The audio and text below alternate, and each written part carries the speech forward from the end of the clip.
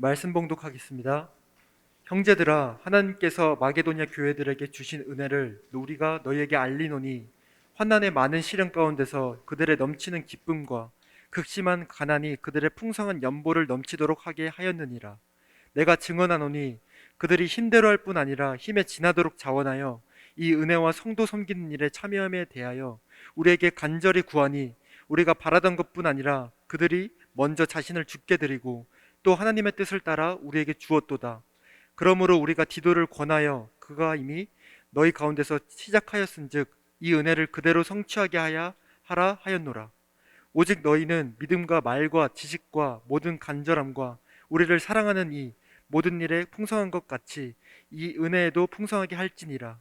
내가 명령으로 하는 말이 아니요 오직 다른 이들의 간절함을 가지고 너희의 사랑의 진실함을 증명하고자 함이로라. 아멘. 아멘. 네, 제가 다시 한번 짧게 기도하겠습니다. 거룩하신 하나님 아버지, 2020년, 22년을 우리에게 허락해 주시고 상반기 하나님의 은혜 가운데 또 마지막에 여름 수련을 통해서 대면 수련을 통해서 놀라운 은혜를 주신 것을 감사합니다. 이제 하반기 첫 주일 주님 앞에 예배합니다. 주님이 우리에게 말씀하여 주시고 이 말씀이 우리에게 생명의 말씀이 돼서 능력 있는 그리스도인으로 살아갈 수 있도록 인도하여 주시옵소서.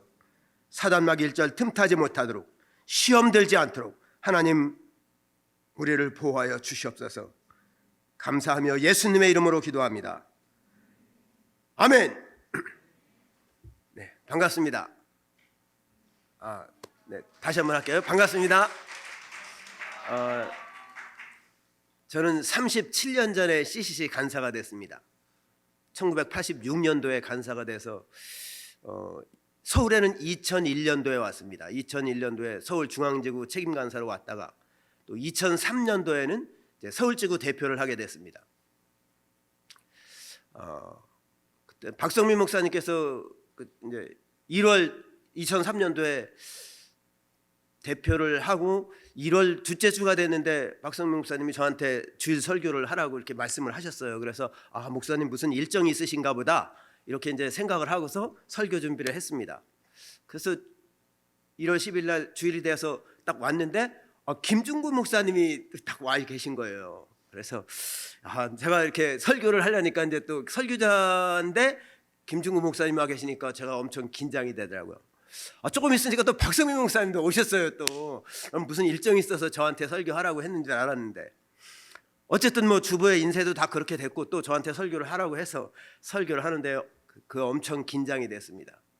네, 그날만큼은 아니지만 오늘도 이렇게 너무 긴장이 돼가지고 제가 지난주에 설교한다고 말했던 거 그걸 엄청 후회하면서 이렇게 앉아 있었습니다. 긴장이 되니까 그 긴장을 푸는 건 기도밖에 없어요. 저는 가끔 가다가 김중구 목사님 이렇게 설교하실 때 사회를 본 적이 있었거든요. 그때 이렇게 이제 설교하기 전에 김중구 목사님은 항상 그렇게 넌스톱 기도해요. 이렇게 딱 앉으셔가지고 계속 기도하시고, 기도하다가 또 성령님이 감동 주시면 메모하시고, 기도하다가 성령님 감동 주시면 메모하시고. 그래서 저도 잠깐 이렇게 기도를 하는데 진짜 성령의 감동으로 김중구 목사님이 제가 앉아서 제가 잠깐 기도할 때 저를 딱 찾아오셨어요. 김중구 목사님이 성령의 감동을 저에게 말씀하시더라고요. 제가 2003년 1월 12일 날 주일 채플 설교를 하고 났을 때 제가 그때 설교하면서 그랬어요.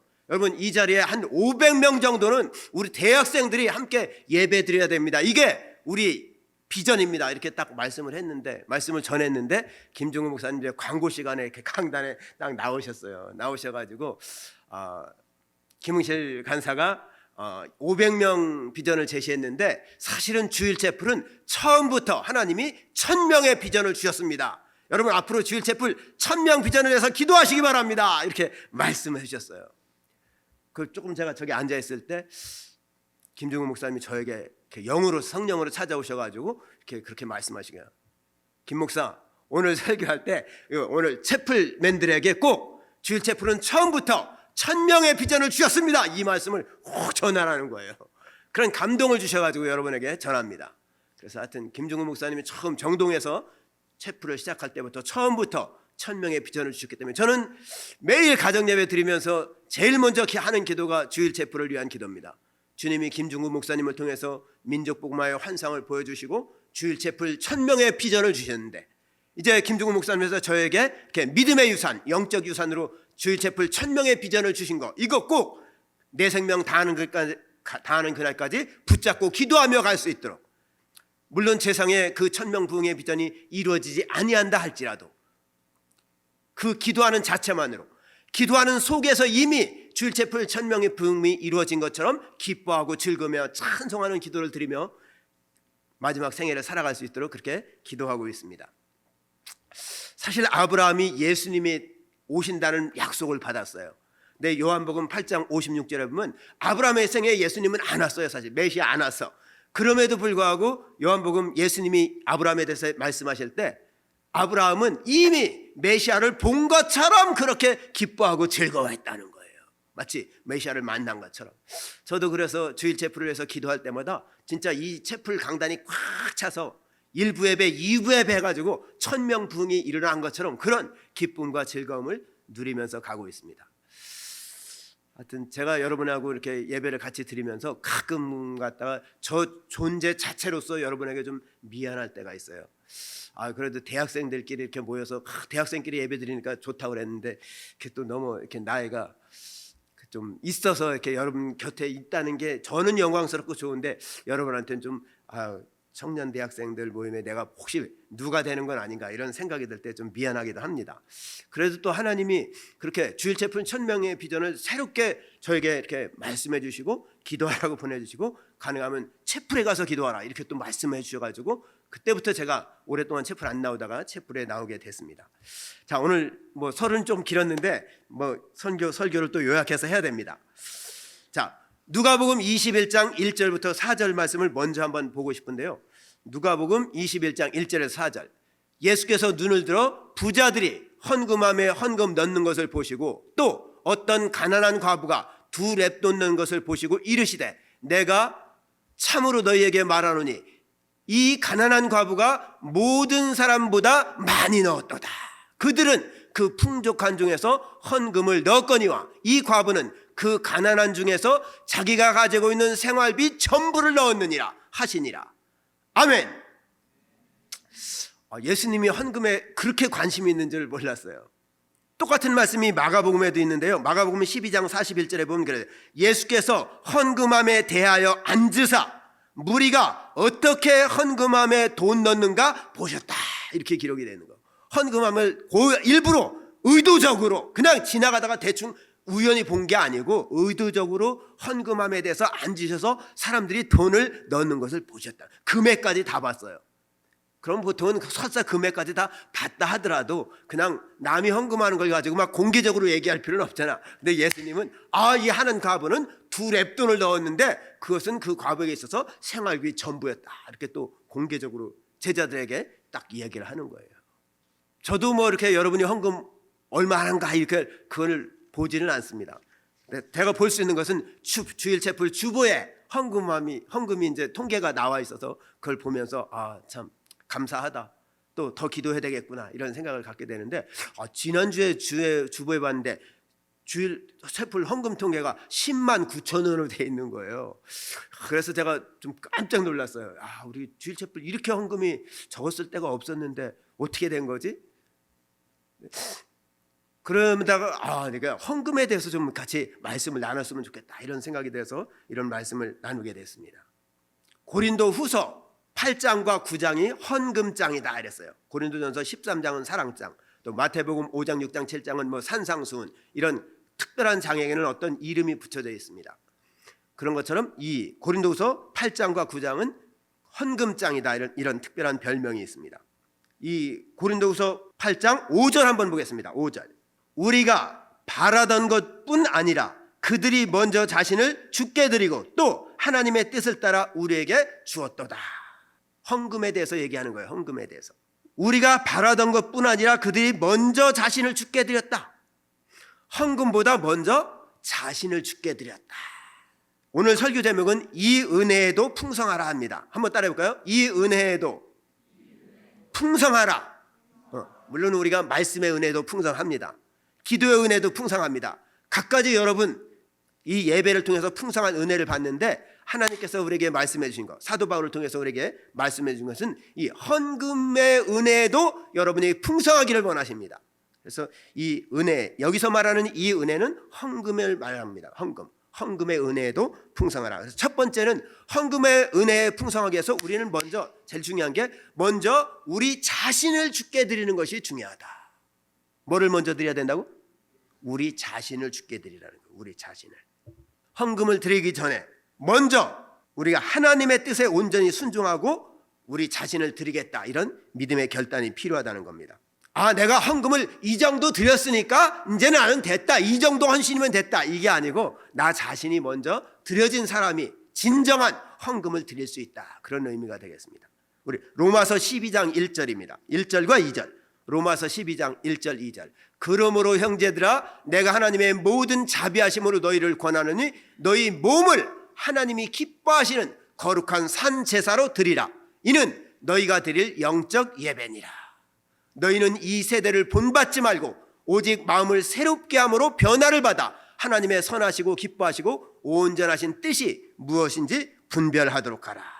여기서도 너희 몸을 하나님이 거룩한 산 제사로 드리라고 그랬잖아요. 원래 제사는 사실 산 제사를 드리는 게 아니에요. 구약의 제사는 다 죽여서 피 흘림의 제사입니다. 짐승을 잡아서 안수하고 잡아서 피 흘림의 제사를 했는데, 오늘 이 시대에 우리가 예수님을 믿으면서 드려야 되는 제사는 산 제사입니다. 나 자신을 주께 드리는 제사입니다. 정말 나 자신을 주께 드리는 제사 2절에 보면 너희는 이 세대를 본받지 말라 그랬어요. 세상 사람들과 구별된 가치관의 삶을 살아갈 때 우리가 우리 삶으로 제사를 드리는 거예요. 세상 사람들은 돈이 오로지 목표고 성공이 오로지 목표인데 우리는 오로지 주께 영광을 돌리고자 하는 이 삶의 목표를 가질 때 우리 삶 자체가 하나님께 드리는 거룩한 산 제물이 될 줄로 믿습니다. 아멘. 그래서 우리 자신을 산 제물로 하나님께 드리는 그런 사람이 진정으로 이 은혜, 헌금을 드리는 은혜에 풍성한 삶을 누릴 수가 있다는 겁니다. 야고보서 1장 1절. 저는 야고보서를 암송했는데 이 1장 1절의 은혜를 받아가지고 야고보서를 암송을 하게 됐어요. 야고보서 1장 1절을 보면요, 하나님과 주 예수 그리스도 종 야고보는 이렇게 자기가 자기를 소개하는 건데, 나는 누구냐? 저는 김흥실 간사라고 37년 CCC 간사했다고 여러분에게 소개를 했는데, 야고보는 자기 소개를 딱 하는데 하나님과 주 예수 그리스도의 종이다, 이렇게 딱 소개를 하는 거예요. 주 예수 그리스도, 한번 따라해볼까요? 주 예수 그리스도의 종, 그리고 여러분의 이름을 넣으시면 됩니다. 주 예수 그리스도의 종 김흥실은. 네네, 감사합니다. 이 주종관계가 확실해야 되는 거예요. 주종관계가 분명한 사람이 이 은혜의 풍성한 헌금을 드릴 수 있는, 헌금의 은혜의 풍성한 삶을 누릴 수가 있는 거예요. 주종관계가. 예수님이 주님이 되시고 나는 예수님의 종으로 살아가는 그런 삶이 진정한 이 헌금의 은혜의 풍성함을 누릴 수가 있습니다. 주종관계. 근데 어떤 사람은 자기가 주예요. 자기가 주. 예수님은 종이요. 내가 성공하는데 예수님이 나를 도와줘가지고 내가 성공하고 내가 뭐 이렇게 뭐 하고자 하는 모든 일이 척척척척 이루어지는 거. 그래서 예수님을 종으로 부리려는 사람이 있어요. 내가 이렇게 간절히 뭘 했으니까 이거 예수님 반드시 해줘야 된다는 거예요. 해줘야 된다는 거예요. 진짜 예수님과 주종관계가 분명한 사람은 예수님이 나에게, 내가 예수님께 무엇을 해드려야 될까, 내가 무엇을 하기를 예수님은 원하시는가, 항상 주인의 눈치를 살피는 종처럼 그렇게 예수님께 묻고 가는, 정말 이 주 예수 그리스도의 종이라는 고백을 하면서 주종관계가 분명한 삶을 통해서 여러분이 하나님께 올바른 그런 헌금을 드리면서 이 은혜, 헌금의 은혜에 풍성한 삶이 되기를 축복합니다. 두 번째 여러분과 같이 주목하고 싶은 것이 7절입니다. 7절. 고린도후서 8장 7절 되겠습니다. 고린도후서 8장 7절. 오직 너희는 믿음과 말과 지식과 모든 간절함과 우리를 사랑하는 이 모든 일에 풍성한 것 같이 이 은혜에도 풍성하게 할지니라. 여기서 오늘 설교 제목이 나왔습니다. 이 은혜에도 풍성하게 할지니라. 그래서 여기선 헌금을 은혜라고 표현한 것이 저는 참 감동이 됐어요. 아, 헌금은 은혜 받은 사람이 드리는 거구나. 돈이 있다고 드릴 수 있는 것이 아니라 정말 근데 사실 제가 헌금에 대해서 설교를 하려니까 많이 부담스럽더라고요. 사실 그래서 다른 설교로 바꿀까 하다가 그래도 또 성령님이 감동을 주셨기 때문에 오늘 말씀을 같이 나누게 되었습니다. 우리가 헌금을 드리는 것은 얼마나 많이 드렸는가 보다 얼마나 주님이 기뻐하시는 헌금을 드려야 될까? 사실 제가 처음에 봤던 그 가난한 과부가 생활비 전부를 드렸다잖아요. 이게 올바른 헌금 생활일까? 난 이런 생각까지 들었다니까요. 예수님이 헌금 생활비 전부를 드렸다면 너는 헌금은 그렇게 드리는 건 안 된다 이렇게 좀 과부한테 가르쳐줘야 되는 거 아니었을까? 근데 제가 그 말씀을 묵상하면 묵상할수록 예수님은 생활비 전부를 드리는 헌금을 기뻐하셨겠구나. 생활비 전부를 드리는 헌금이 가룟 유다 같았으면 아마 비판했을 거예요. 그래도 헌금 생활을 규모 있게 해야지. 그렇게 그냥 다 드리는 거 그게 올바른 헌금 생활. 그거는 광신도라고 막 이렇게 책망했을지도 몰라요. 과부 가난한 한 여인이 자기 옥합을 깨뜨려서 예수님께 부어드렸을 때 막 사람들이 얼마나 비난했어요. 아마 이 과부도 그런 비난을 또 받을 수 있었겠다 이런 생각이 듭니다. 어쨌든 이 헌금을 드리는 데 있어서 올바른 헌금을 통해서 풍성한 은혜. 그래서 우리 지일체플맨들도 저는 사실 그래요. 정말 믿음이 자라가고 예수님을 사랑하게 되면은 헌금을 드리지 말라고 해도 헌금을 드리는 거예요. 사실은 저는 저의 어머니를 통해서 그런 걸 많이 배웠습니다. 뭐 시간 관계상 다 간증을 나눌 수는 없지만 어쨌든 이 헌금을 드리는 데 있어서 우리가 은혜로 믿고 또 그런 은혜를 누리는, 그래서 말씀의 은혜만 풍성한 게 아니라 찬양의 은혜도 물론 풍성하지만 그러나 헌금의 은혜도 풍성하게 누리는 우리 주일 채플맨들이 되기를 주님의 이름으로 축원합니다. 자, 세 번째 같이 여러분과 나누고 싶은 고린도후서 9장 7절입니다. 고린도후서 9장 7절. 고린도후서 9장 7절에 보면요. 각각 그 마음에 정한 대로 할 것이요. 뭐 한 대로? 마음에 정한 대로 할 것이요. 인색함으로나 억지로 하지 말지니 하나님은 즐겨내는 자를 사랑하시느니라. 헌금은 각각 마음에 정한 대로 하라. 즐겨내는 헌금이 돼야 된다는 거예요. 이게 중요합니다. 헌금. 마음과 정성을 담은 헌금을 하나님이 즐겨낼 때 그 하나님이 즐겨내는 자를 사랑한다는 건 그렇게 각각 마음에 정해서 기쁘게 드리는 헌금을 하나님이 기쁘게 받으신다는 거예요. 오늘 여러분 그냥 주머니에 헌금 시간 돼가지고 주머니에 손 넣어가지고 잡히는 대로 그냥 이렇게 헌금을 하는 것이 아니고 미리 정해서 헌금 봉투에 잘 준비해서 마음과 정성을 담아서, 저희 어머니를 헌금 드리기 전에 어느 날 다리미로 돈을 다리시더라고요. 그래서 왜 그러니까 하나님께 헌금 드릴 때, 그래서 어머니는 항상 새 돈만 있으면 헌금 드린다고 준비를 해놨어요. 물론 뭐 새 돈 드린다고 다린다고 1,000원짜리가 10,000원짜리가 되는 건 아니에요. 그러나 거기에 하나님께 그래도 이 구약의 제사 드릴 때 흠없는 양으로 드리라고 그랬거든요. 흠없는 제사를 드리라고 했거든요. 흠이 있는 건 제물로 드릴 수가 없었거든요. 물론 뭐 돈이 꾸겨졌다고 흠이 있다고 표현할 수는 없습니다. 그러나 그 헌금 드리는 마음의 자세, 각각 마음에 정해서 구별해놨다. 6월절 양을 잡을 때 미리 1월 10일 날 양을 사와서 준비해놨다가 1월 14일 날 양을 잡아서 6월절 제사를 드리는 거예요. 미리 준비했다가. 여러분 주일체플 돼가지고 예배시간 헌금시간 돼가지고 그냥 생각나는 대로 드리는 것이 아니라 미리 내가 정해서 드릴 때 하나님께서 기쁘게 받으십니다. 그래서 저는 대학생 때 생활비가 한 4만 원 됐습니다. 한 달에 4만 원 됐을 때 이제 그 CCC 회관에는 또 건축원금이 있더라고요. 그래서 건축원금 항상 생활비 받으면 제일 먼저 띄었던 게 건축원금 5,000원, 선교원금 2,000원, 그리고 나머지 가지고 이렇게 생활을 하고 그랬었는데, 제가 여러분에게 꼭 권해드릴 것은 어떤 수입이 생기든지 간에 가장 먼저 여러분은 꼭 11조를 좀 구별해서 정해서 11조로 떼어놓고 구별해놓고, 여기서 정한다는 건 마음으로 결정한다는 게 아니라 어떤 이 돈을 쓸 때 먼저 하나님께 이렇게 드릴 것은 이렇게 구별해놓는 거예요. 이게 마음에 정해서 또 기쁘게 오늘 주일체플이 됐구나, 이제 헌금 드리는 시간이야, 즐겁게, 인색함으로는 억지로 하지 말고 즐겁게 헌금을 드릴 수 있기를 바랍니다. 아멘. 사실 11조를 강조하면 좀 제가 어떤 선입견이 있냐면 그런 헌금을 강조하고 11조만 강조하면 좀 타락한 지도자, 영적 지도자 뭐 이런 느낌이 있어서 이 말 꼭 안 하고 싶었는데, 근데 제가 꼭 하나님 말씀이기 때문에 꼭 전하는 거예요. 하나님은 진짜 우리에게 11조는 꼭 10분의 1 그게 중요한 게 아니라 내가 갖게 된 이 모든 뭐 부모님이 주셨든지 여러분이 알바를 해서 수입이 생겼든지 간에 어떻게 갔든지 간에 여러분의 모든 수입을 부모님이 준 거긴 하지만 또 여러분이 힘써서 알바해가지고 벌은 거긴 하지만 다 하나님이 주신 거라는 걸 믿는 신앙 고백이 11조를 드리는 거예요. 그래서 단순히 10분의 1을 드린다 이런 개념보다도 나의 이 생명까지, 모든 이 재정까지, 모든 건강까지, 모든 재능까지 다 하나님이 주셔서 그 중에 재물의 10분의 1을 구별해서 하나님께 드려서 내가 그 하나님을 그렇게 믿습니다. 이 신앙 고백의 의미를 담아서 11조를 드리는 거예요, 사실. 그래서 여러분이 꼭 각각 마음에 정해서 정성을 담아서 헌금 생활이 되기를 바랍니다.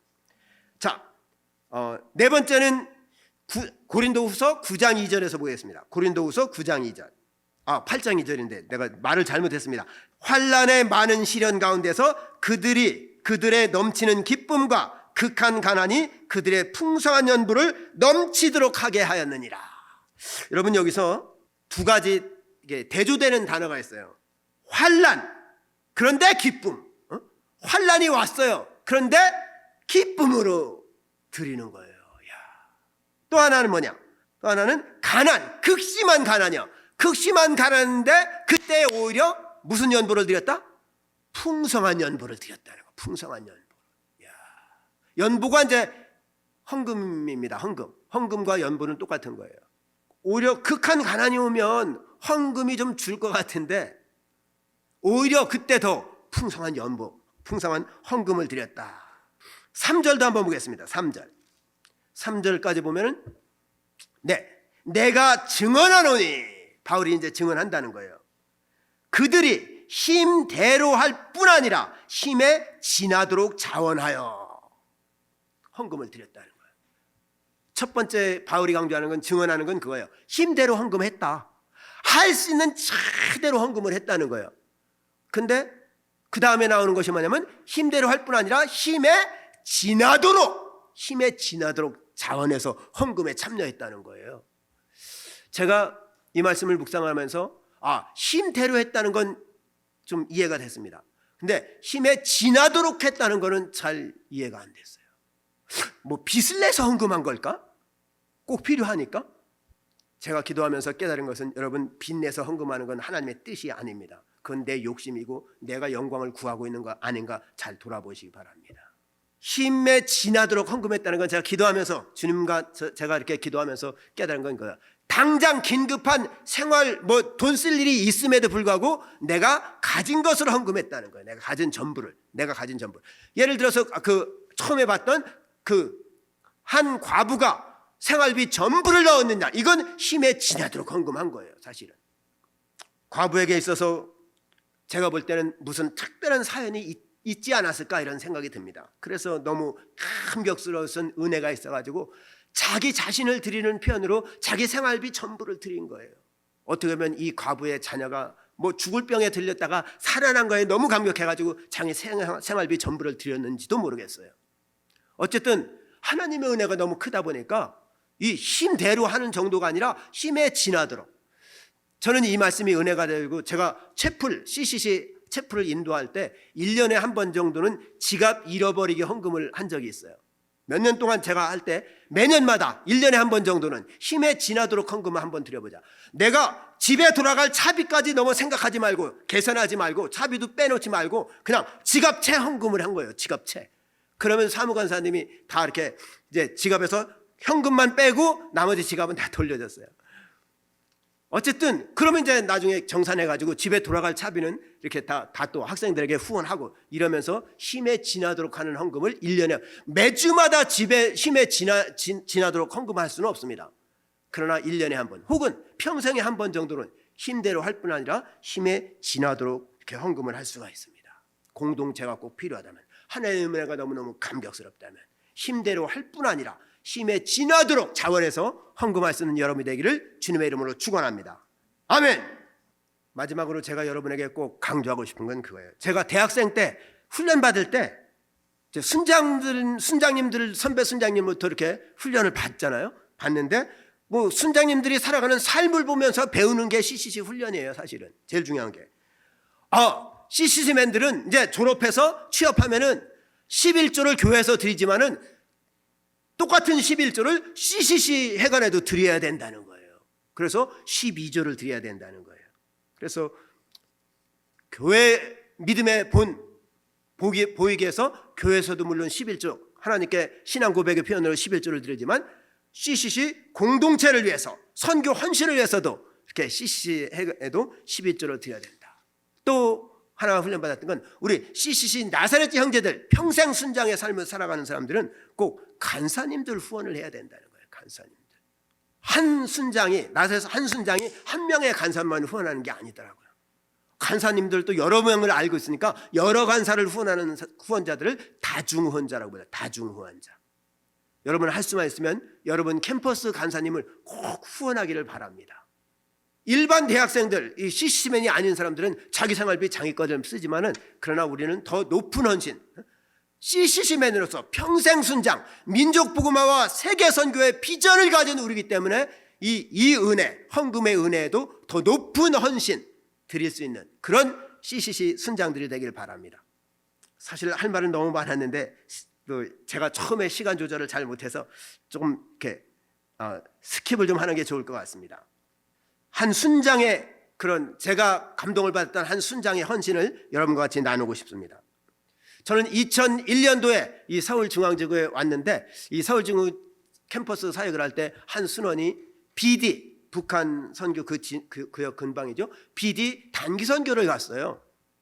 단기 선교를 갔는데 마지막 날 헌신 결의 시간이 있었는데, 북한 선교를 선교 헌금으로 작정을 하라. 마음에 성령에 기도하면서 작정하라. 이래서 헌신 결의서를 받아가지고 거기다 써왔어요. 1,000만 원을 썼어요. 1,000만 원. 그래서 딱 내려고 하는데 마음속에 딱 감동이 온 거예요. 하나님께서 하신다면 더 할 수 있겠지 하면서 동그라미를 하나 더 쳐가지고 딱 제출을 한 거예요. 1,000만 원에서 동그라미 더 하니까 얼마예요? 1억이에요. 하나님이 하신다면 1억 정도는 할 수 있겠지. 그런데 이제 나사렛이 됐어요. 근데 자꾸 그 생각이 나는 거야. 하나님이 너 1억 작정한 거 드리라 이거예요. 자기가 계산을 해봤어. 내가 월급이 이만큼이니까 이렇게 1억 헌금을 드리려면 몇 년을 모아야 되겠구나. 이게 계산이 딱 나와요. 그러니까 내가 이렇게 1억을 드리기 위해서 몇 년을 모여가지고 드린다면 너무 늦기도 하거니와 그때 드릴 때 기쁨으로 드릴 수 없겠구나, 이 생각이 들어요. 그래서 결단을 합니다. 하나님, 내가 1억 드리기 위해서 다니던 직장을 사표를 내고 사업을 합니다. 헌금 1억 드릴 수 있도록 그렇게 이제 기도를 했어요. 2017년 7월 28일에 자기가 그렇게 해서 기도해서 사업을 하고 있는데, 그 사업장에 와서 매주마다 와서 말씀을 좀 전해달라는 거예요. 예배 인도를 하라는 거예요. 저는 그런 사연, 자기가 북한 선교헌금 작정했고 이래서 직장에 사표 내고 사업을 하게 됐고 1억 헌금 드리는 게 같은 꿈이다 이러면서 그래서 이 순장이 어떻게 1억을 드리는지 그걸 보고 싶어가지고 그때부터 매주마다 이렇게 그 사업장에 가서 회사에 가서 예배를 드리게 됐습니다. 2020년 5월 21일 드디어 이 순장이 1,000만 원의 북한 선교헌금을 드리겠다고 좀 북한 선교 CCC 책임간사님 좀 같이 예배에 초청했으면 좋겠다고 하더라고. 근데 마침 북한 선교 책임간사가 제 후배, 제자였어요. 제자 간사였기 때문에 그래서 같이 가서 그 사진 혹시 보여줄 수 있습니까? 그래서 북한 선교헌금 최상규 간사님하고 같이 가서 북한 선교헌금 1,000만 원, 이 지금 가운데 있는 순장이 이제 공상학번 순장인데 이렇게 헌금을 결산했어요. 그래서 이게 2020년 5월 21일 날 드린 거예요. 코로나 되는 그런 상황에서도. 그리고 2021년 3월 작년 3월 29일 날 이건 이제 1억인데 이때 이제 가운데 계신 분이 박성민 목사님이십니다. 그리고 이제 그 옆에 헌신했던 그 자매 순장이 있습니다. 그러니까 1,000만 원을 헌금 드리고, 그래서 제가 네, 됐습니다. 네, 그래서 제가 이제 지난번에 1,000만 원 드렸으니까 9,000원만 드리면 되지 않냐 그랬더니 자기가 처음에 1,000만 원 내려고 했던 거 그건 1,000만 원 드린 거고 다시 동그라미 하나 친 거 새로 1억 드리는 거라고 이러면서, 사실 이 순장이 그렇게 돈이 많아서 드린 건 아니에요. 아직 미취학 아동이 2명이나 있습니다. 월세에 살고 있습니다. 집도 4가족이 월세에 살고 있는데 그래도 하나님께 이렇게 믿음의 헌신해서 드렸습니다. 오늘 우리 말씀을 마치면서 고린도후서 5장 15절 하나 읽고 마치겠습니다. 고린도후서 5장 15절입니다. 그가 모든 사람을 대신하여 죽으심은 살아있는 자들로 하여금 다시는 그들 자신을 위하여 살지 않고 오직 그들을 대신하여 죽었다가 다시 살아나신 이를 위하여 살게 하려 함이라. 아멘. 예수님이 우리를 대신하여 죽으신 이유는 우리로 하여금 다시는 우리 자신을 위해서 살지 않고 우리를 대신하여 죽었다가 다시 살아나신 예수 그리스도를 위해서 살아가도록 십자가에서 죽으셨다는 겁니다. 성경적인 올바른 헌금을 드리기 위해서는 우리 자신의 전부를 드려야 한다는 겁니다. 헌금을 많이 하는 헌신을 넘어서 자기 자신의 전부를 드리는 진정한 산 제물로 여러분 자신을 주님께 드리기를 예수님의 이름으로 축원합니다. 아멘. 기도하겠습니다. 거룩하신 하나님 아버지, 각각 그 마음에 정한 대로 할 것이요 인색함으로나 억지로 하지 말지니 하나님은 즐겨내는 자를 사랑하시느니라. 이 하나님께 헌금을 드리기 전에 먼저 우리 자신을 하나님 앞에 산 제물로 드리는 우리 채플맨들 되게 하여 주시옵소서. 감사하며 살아계신 예수님의 이름으로 기도합니다. 아멘.